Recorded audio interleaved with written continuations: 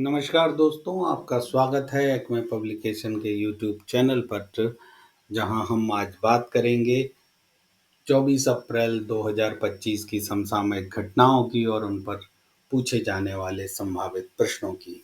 आइए आज का पहला प्रश्न देखते हैं। पहला प्रश्न है, हाल ही में पहलगाम आतंकी हमले के बाद भारत सरकार ने पाकिस्तान के विरुद्ध कौन से कदम उठाए हैं? ऑप्शंस हैं राजनयिक संबंध समाप्त करना, सिंधु जल संधि स्थगित करना, अटारी चौकी बंद करना और उपरोक्त सभी। इसका उत्तर है उपरोक्त सभी।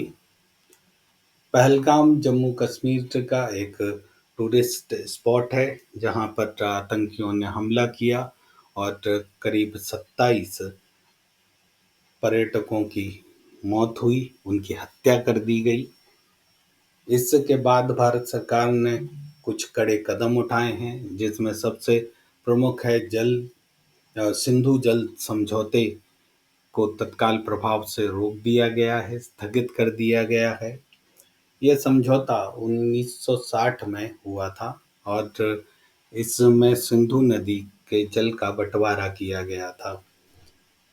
अब भारत के हिस्से का भी कुछ पानी पाकिस्तान को चला जाता है, जिसे इस समझौते के तहत भारत रोक सकता है। फिर भी इस समझौते को तो अब स्थगित ही कर दिया गया है।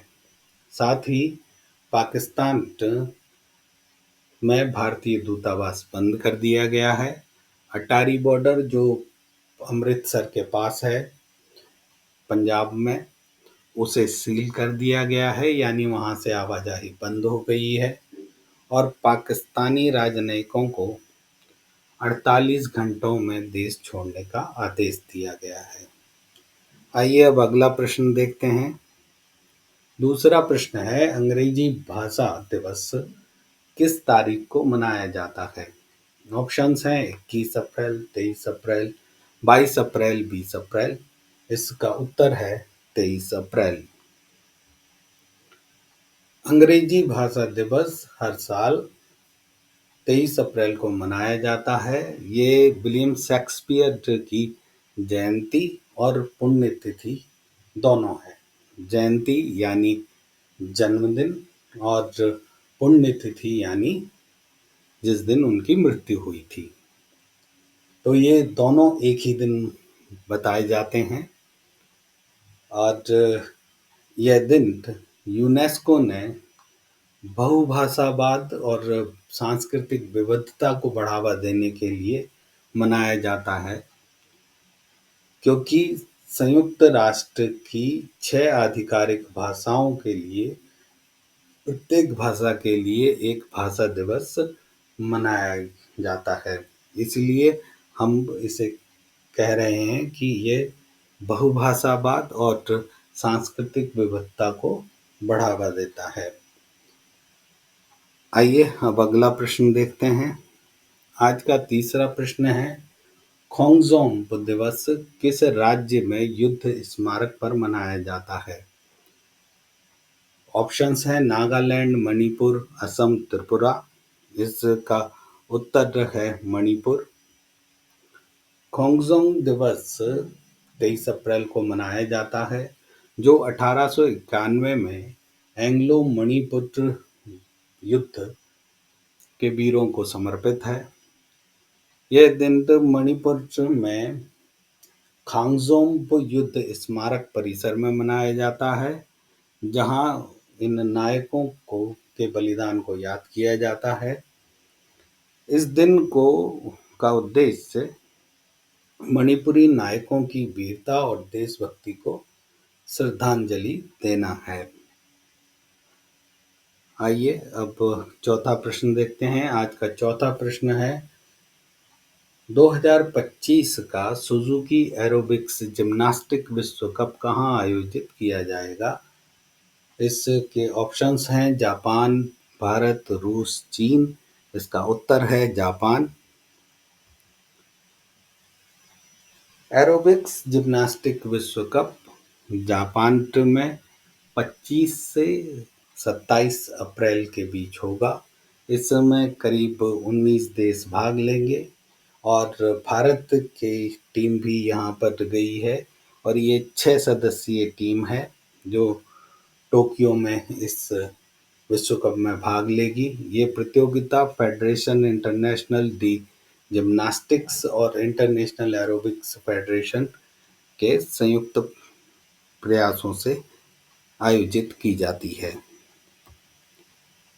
आइए अब 5वां प्रश्न देखते हैं। मध्य प्रदेश सरकार ने अपने कितने टाइगर रिजर्व के पास बफर जोन विकसित कर रही है?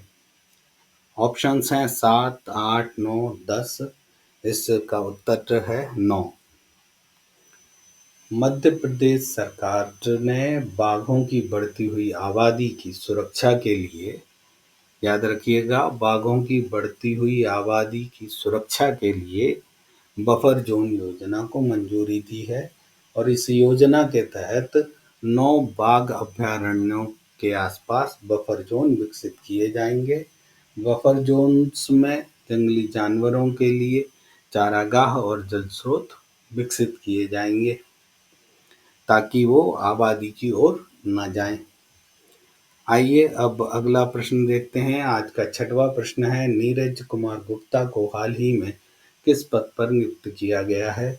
ऑप्शंस हैं NSE chairman, NSE international exchange chairman, SEBI प्रमुख, नीति आयोग के सलाहकार। इसका उत्तर है एनएसई इंटरनेशनल एक्सचेंज चेयरमैन।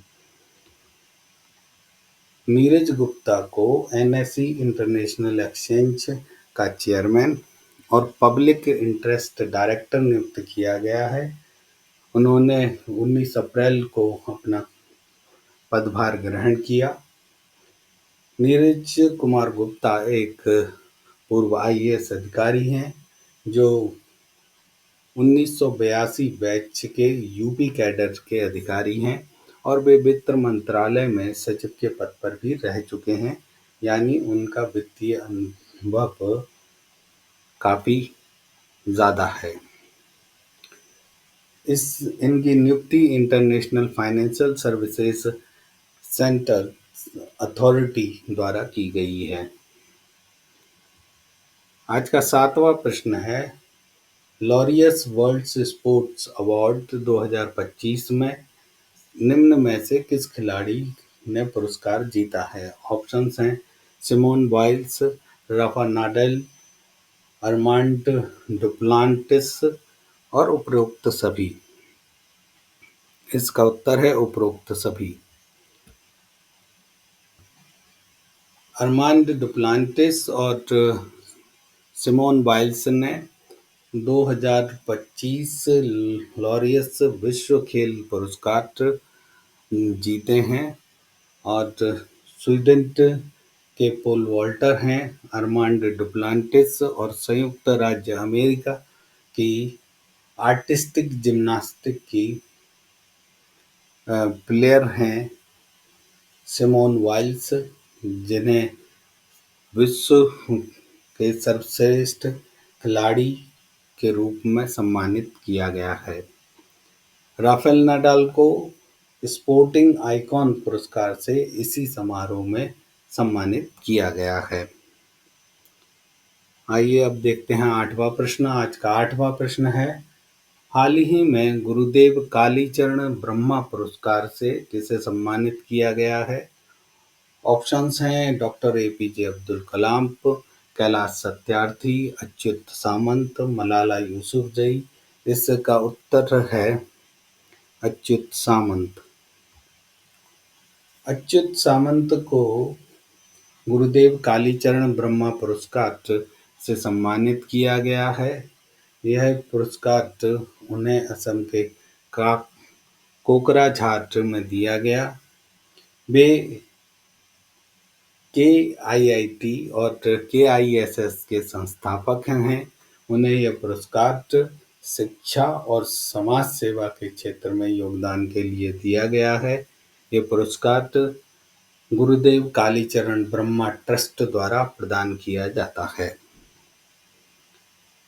आइए अगला प्रश्न देखते हैं। आज का 9वां प्रश्न है, भारतीय रिजर्व बैंक ने कितने वर्ष से अधिक उम्र के नाबालिगों को स्वतंत्र रूप से बचत और सावधि जमा खाता खोलने की अनुमति दी है? ऑप्शंस हैं 12 वर्ष, 15 वर्ष, 10 वर्ष, 18 वर्ष। इसका उत्तर है 10 वर्ष। भारतीय रिजर्व बैंक ने 10 साल या उससे अधिक उम्र के नाबालिगों को अब बैंकों में स्वतंत्र रूप से सेविंग अकाउंट या फिक्स्ड डिपॉजिट खोलने की अनुमति दे दी है। उसे वो खुद ही ऑपरेट कर सकेंगे। यह निर्णय नाबालिगों को वित्तीय स्वतंत्रता प्रदान करने और बैंकिंग प्रणाली में उनकी भागीदारी को बढ़ाने के उद्देश्य से लिया गया है। आइए अब आज का 10वां प्रश्न देखते हैं। आज का 10वां प्रश्न है, विजडन क्रिकेटर्स एल्मनैक 2025 में सर्वश्रेष्ठ पुरुष क्रिकेटर किसे चुना गया है? ऑप्शंस हैं विराट कोहली, बाबर आजम, जसप्रीत बुमराह, वेन स्टोक्स। इसका उत्तर है जसप्रीत बुमराह। भारत के पेसर जसप्रीत बुमराह और महिला क्रिकेटर स्मृति मंधाना को विजडन क्रिकेटर्स एल्मनैक 2025 से सम्मानित किया गया है। बुमराह को पुरुष क्रिकेटर का और मंधाना को वुमेन कैटेगरी में सर्वश्रेष्ठ क्रिकेटर घोषित किया गया है। और टी20 क्रिकेटर बेस्ट टी20 क्रिकेटर का सम्मान वेस्ट इंडीज के विकेटकीपर निकोलस पूरन को दिया गया है। विजडन एक पत्रिका है जो हर साल अपनी एक एल्मनैक निकालती है। इस साल भी उसने निकाली है और इन खिलाड़ियों को सम्मान दिया है। इस पत्रिका को क्रिकेट की बाइबल कहा जाता है। आज के वीडियो में इतना ही। अगर वीडियो पसंद आया तो लाइक, शेयर, सब्सक्राइब करें, कमेंट तो ज़रूर करें। धन्यवाद।